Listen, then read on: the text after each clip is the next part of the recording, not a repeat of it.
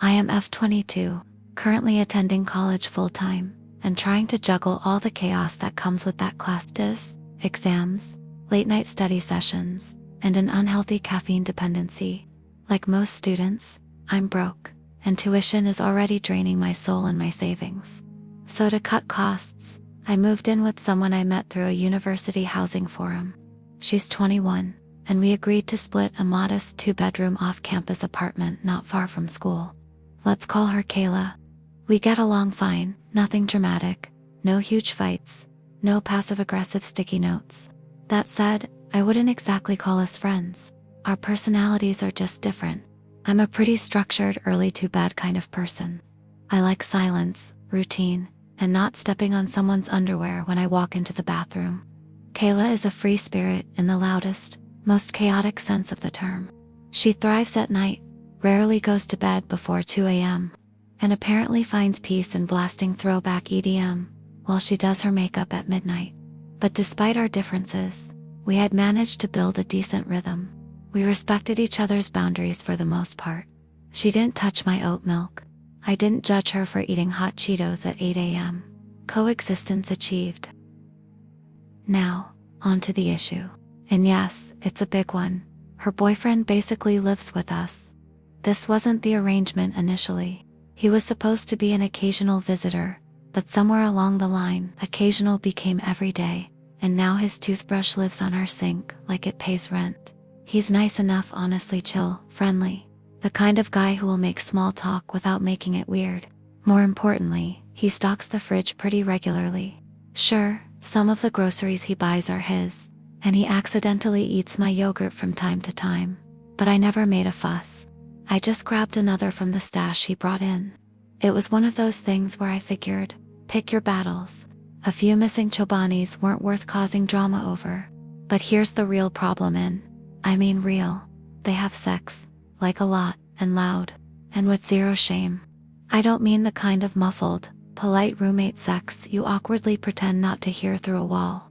I mean dramatic reenactment of a soap opera, Oscar-worthy moaning, and the rhythmic thud-thud of a headboard assaulting drywall.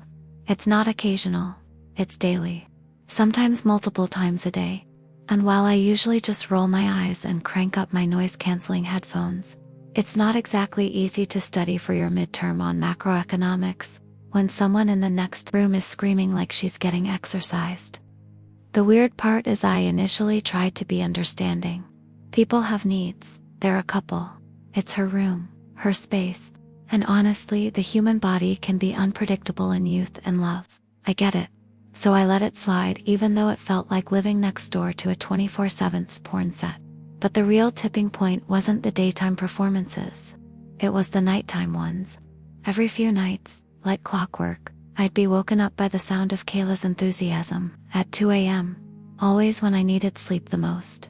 I'd bury my head under my pillow. I'd try meditative breathing. Once, I even downloaded a white noise app that claimed to mimic rainforest sounds. Spoiler alert, no amount of jungle ambience can block out Kayla, shrieking like a banshee in heat. And then came last night. I had an exam this morning, a massive one, worth 30% of my final grade. I'd been studying all week, pushing through caffeine crashes and near panic attacks. All I wanted was a decent night's sleep, just one night. I went to bed early, hoping to recharge. Then, at exactly 4:07 a.m., I was ripped out of sleep by the no unmistakable sound of the bed springs creaking, a rhythmic pattern that made my eyelids twitch. Then the moaning started, and then the yelling. It wasn't even moaning at that point. She sounded like she was giving birth to a small dragon. I tried to hold out, I really did. I covered my ears. I screamed silently into my pillow. But by 4:15, I was done. Something snapped in me. I got out of bed barefoot, furious hair a mess, and marched over to her door. I didn't knock. I banged like a SWAT team. They stopped. For a second, it was blissfully silent. Then Kayla opened the door in a tank top and sweatpants, hair tousled and face flushed, like she was shocked I was the one interrupting her. "What's your problem?" she said, voice low and annoyed. I didn't hold back my problem. "It's 4 a.m. I have an exam in 5 hours. And you're over here howling like a monkey in mating season." She blinked, and says, "Excuse me. You heard me. I'm glad your sex life is thriving, truly, but I don't need to hear about it every night like I'm living in a dorm version of OnlyFans."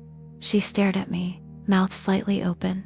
Her boyfriend appeared in the background, shirtless and awkward. "I pay rent too," I added, "and I have a right to sleep without being woken up by your National Geographic audition." She scoffed, muttered something under her breath, and slammed the door. I didn't go back to sleep. I couldn't. I just stared at the ceiling, adrenaline buzzing through my system like static. At 7 a.m., I dragged myself to my exam with dark circles under my eyes, clinging to my third cup of coffee. I got through it, somehow, but I'm pretty sure I blacked out halfway through an essay question. When I got home later that day, she was waiting. She stood in the kitchen, arms crossed, lips pursed. "We need to talk." "Of course we do." She told me that I was disrespectful to her, to her boyfriend, to their relationship, that I crossed a line by attacking her like that what she does in her room is her business, and I don't have the right to police it. I let her speak, then I calmly replied, "I don't care if you guys hook up. Seriously, do it 10 times a day for all I care. But not at 4 in the damn morning when I'm trying to sleep. That is my business.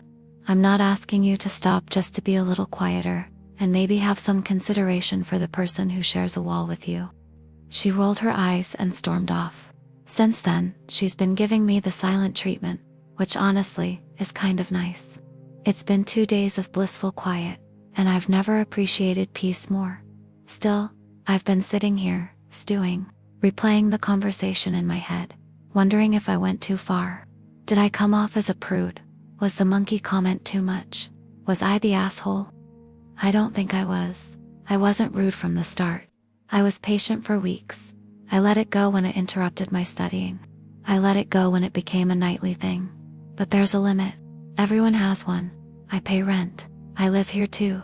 And when something starts affecting your basic quality of life like sleep, like peace, like the ability to function, it's no longer just her business,